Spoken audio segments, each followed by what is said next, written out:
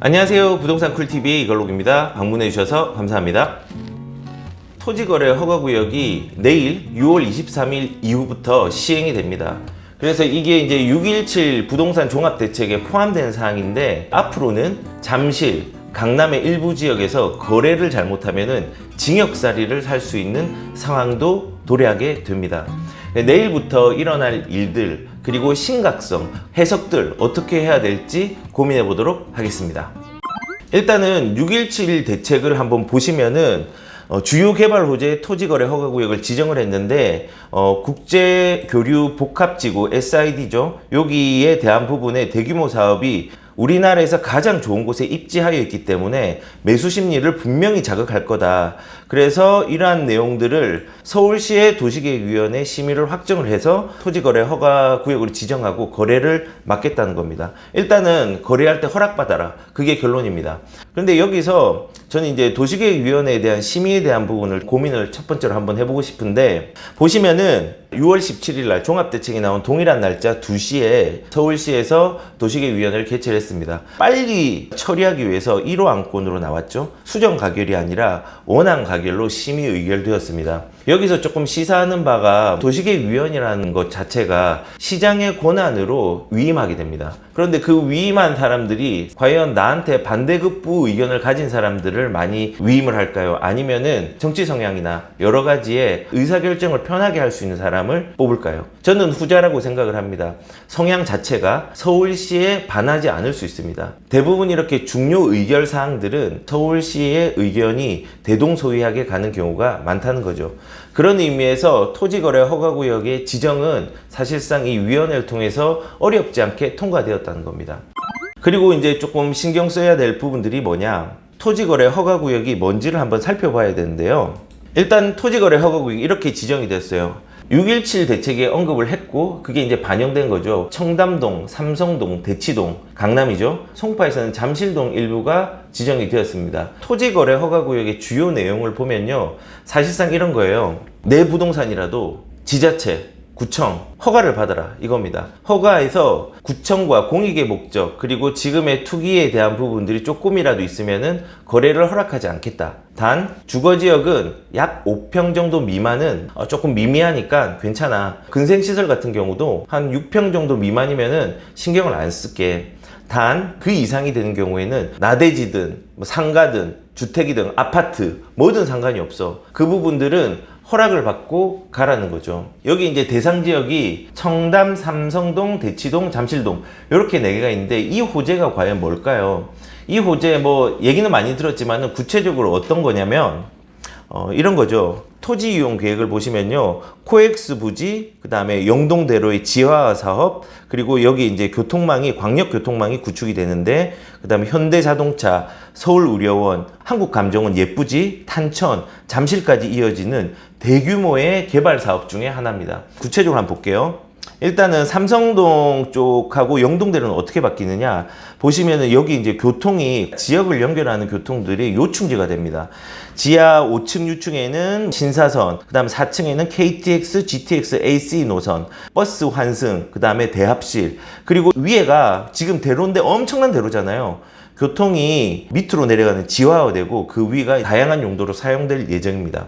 그리고 그 영동대로 바로 옆에는 이렇게 GBC라고 해서 현대부지가 100층 이상의 건물이 올라갈 거고, 그 바로 옆에 서울의료원이라든지 옛 그 감정원 부지는 이런 식으로 또 개선이 될 겁니다. 탄천은 어떻게 되느냐, 친수 공간들이 집약될 예정이고, 그리고 그 바로 옆에 있는 이 마이스 사업 같은 경우도 뭐 스포츠뿐만 아니라 컨벤션 등등의 여러 가지의 다양한 것들이 유기체적으로 종합될 예정입니다.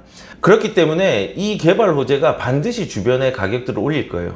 지금 여기를 막은 이유는 직접적인 호재의 여파가 있기 때문이고, 간접적으로는 나중에 도곡동이라든지 역삼동까지도 퍼지겠죠. 거기가 간접 영향권인데 우선은 거기를 막지 않았습니다. 하지만은 앞으로 풍선 효과가 작용을 해서 가격들이 올라가는 현상이 일어날 수 있을 것 같아요. 그리고 정말 소형 평수, 사실은 대지 지분이 5평짜리가 그렇게 많지는 않지만은 그 정도의 오피스텔이나 이런 부분들도 수익형 모델도 풍선 효과로 가격들이 조금씩은 상승할 수 있는 여지가 충분히 있다고 생각이 듭니다. 그런데 여기서 좀 구분을 해봐야 되는 게요. 강남하고 송파 일대를 막은 거는 용산하고 조금 차이가 있어요. 용산 같은 경우는 보시면은 재개발, 재건축 위주로 다 막았어요. 용산 정비참 부지가 있는데 여기 주변에 있는 재개발, 재건축의 중산, 이촌 1구역, 재개발 지역들 이런 식으로 모두 거래를 막았는데 그에 반해 지금 막혀있는 지역들은 청담, 삼성, 대치, 잠실 행정구역을 막았어요. 용산은 그냥 사업별로 막았는데 서울시에서 강남 같은 경우 그냥 아예 행정구역을 다 막아버린 거예요. 그러니까 용산은 아파트 거래가 돼요. 근데 강남하고 송파는 여기 지정이 되면은 이제 아파트도 거래가 불가하고 전세를 끼고 사는 거는 이제 허가를 아예 안 해주겠죠. 다주택자 허가 안 해주겠죠. 여러 가지 조건으로 그 허가 요건들이 충족되지 못하는 규제가 강남, 송파에 훨씬 더 많이 박혀 있다는 거죠. 결국은 그냥 거래하지 말라는 겁니다. 그냥 20억, 30억 갖고 있는 사람 거래해도 되는데 그 외에 실거주가 아니면 거래하지 마라. 이제 그 결론이 난 거죠. 그렇다면 만약에 내가 거래를 해가지고 좀 어기면 어떻게 되느냐? 징역살이 할 수 있습니다. 2년 이하의 징역 그리고 이행강제금이 나올 수 있는 거죠. 법에도 보시면은 부정한 방법으로 허가를 받으면은 징역 이하 또는 토지 가격의 30%의 금액들 벌금이 취하여지고요. 허가를 받았더라도 목적대로 이용을 하지 않으면요 3개월의 이행기간을 부여하고 10%의 이행강제금, 그러니까 범칙금을 낸다는 거죠. 결국은 진짜 잘못해서 극단적인 경우에는 징역까지도 갈 수 있는 여지가 있다는 거예요. 무섭죠. 그냥 뭐 거래를 민주주의 사회에서 거래를 했는데 징역 갈 수 있는 법이 만들어진 거예요. 이동의 자유가 크게 제약이 되겠죠. 저는 이런 생각을 해요. 구름에 태양이 가렸다고 그 태양이 없어진 건 아니에요. 규제의 구름이 먹구름이 끼고 비가 내린다고 하더라도 그 태양의 가치, 그 빛나는 거는 그대로 있단 말이에요. 그 규제의 구름이 없어지면 입지의 가치, 태양의 가치는 계속 존재하고 밝아져 있겠죠. 마찬가지예요. 규제로 막았다고 해서 강남 송파의 땅의 가치가 떨어진 게 아니에요. 멈춰진 거예요. 잠시 가리워진 거예요. 그게 가시화되면은 앞으로 가격들이 주변에 이 규제로 누른 기간만큼 상당히 많이 상승하는 부작용이 일어날 것으로 예상이 돼요. 그래서 저는 토지거래 허가구역이 너무 강제적이고 사춘기의 소년을 매질만 하는 조금 아쉬운 정책이라고 생각이 듭니다. 그리고 여기서 우리가 토지거래 허가구역을 지정한 것과 동시에 법인을 같이 해석해서 지금의 정책이 어떤 식으로 의도를 하고 있는지를 고민을 한번 해봐야 돼요. 토지거래 허가구역은요 강남, 용산과 같은 집 있는 사람, 다주택자, 투자자를 막은 거예요. 그리고 법인은 저가 아파트 수요가 많은 서민들의 공급 정책으로 활용을 하는 거예요. 적극적으로 공급을 내는 거는 건설을 하는 건데 약간의 소극적으로 공급 정책을 피는 게 다주택자의 공급량들을 축소시켜 가지고 서민들에게 가져가는 겁니다. 이렇게 해석이 돼요. 왜 그러냐? 토지거래 허가구역 같은 경우는요 지정된 곳이 비싼 데잖아요. 이번 정권하고 표심이 조금 먼 사람들이에요. 어떻게 보면은 자산을 어느 정도 축적한 사람들이 타겟인 거죠.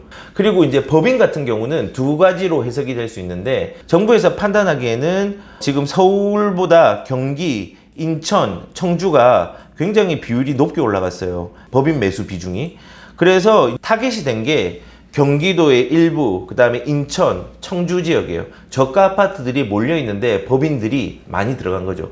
그 많이 들어간 이유는 싸기 때문에 몇 천의 시세 차익을 남기고라도 돌아오면은 수익이 나잖아요. 여러 개를 사서. 그런데 여기가 만약에 실거주가 아니면은 가격만 올라가고 실거주자를 못 들어가니까 저가 아파트가 상승할 수밖에 없는 구조가 되는 거예요. 근데 정부에서 그런 걸 막는 거는 좋은 거죠. 근데 그 내막은 사실은 서민 아파트가 올라가면은 그 서민 아파트를 가지고 있거나 주택이 없는 사람들이 나의 표심인데 그 표심밭이 흔들릴 수밖에 없는 거예요. 그런 의도도 분명히 저는 있다고 생각을 합니다. 그리고 또 하나의 법인에 대한 부분들은 서울에 법인을 설립하는 매수 비율이 조금은 낮았어요. 하지만은 그 낮음에도 불구하고 거기는 고가 아파트들이 많단 말이에요. 종부세와 양도소득세로 규제의 칼날을 꽂은 거죠. 그러면은 이제 내 표심층을 잡을 수 있고 그 다음에 규제의 타겟도 정조준할 수 있다라는 거죠. 그래서 이런 부분들을 유기적으로 해석을 하면서 정치와 정책의 의도들을 좀 확인할 필요는 있다고 생각합니다. 물론 100% 이런 의도는 아니지만 이런 의도가 다분히 있다는 것들을 잊지 않으셨으면 좋겠습니다. 결국은 이번 정권에서는 규제 기조는 절대 그 방향성을 변경할 수는 없고, 그 변경하지 않는 기조 내에서 기존의 서민층의 지지를 얻을 수 있는 정책을 지속적으로 유지할 것으로 예상이 됩니다. 이번 규제와 앞으로 나올 규제는 세금, 대출, 거래 이거 막을 수 있어요. 하지만 절대 막을 수 없는 것이 있어요. 바로 돈 많은 사람, 일부 전세와 매매가를 대출을 끼지 않고 현금을 활용하는 사람, 이런 사람들, 현금 보유자 막을 수 없습니다. 그것까지 막으면은 지금의 자유경제가 완전히 무너지기 때문입니다. 그래서 첨언을 하자면 막말로 두 채를 가진 것 전 죄가 아니라고 생각합니다. 1주택은 거주하고 1주택은 앞으로 내가 노동 수입을 발생하지 못하는 경우를 위해서 대비하는 투자처라고 생각합니다. 만약에 우리가 일자리가 충분히 있고 우리의 노동 수입으로 그 노후가 보호가 된다면은 상관없어요. 그런데 그렇지 않잖아요. 그러기 위해서는 두 채는 투기가 아니라 나 권리를 보호하는 대체제, 내 노후를 보호할 수 있는 중요한 수단이라고 생각을 합니다. 결론적으로 이번 규제책의 결과, 그리고 앞으로의 규제책으로 부유한 사람은 더 부유하게 될 것 같고요. 진짜 가난한 사람은 믿었던 규제책에 발등이 찍히는 거를 아마 3년 이내에 인지하게 될 거라고 저는 생각을 합니다. 전 적어도 우리 구독자분들, 그리고 이걸 시청하시는 분들이 최소한 양극화의 피해자가 되지 않았으면 좋겠습니다. 초양극화, 먼 미래의 얘기가 아니라 내 코앞에 다가온 현실입니다. 시청해주셔서 감사합니다.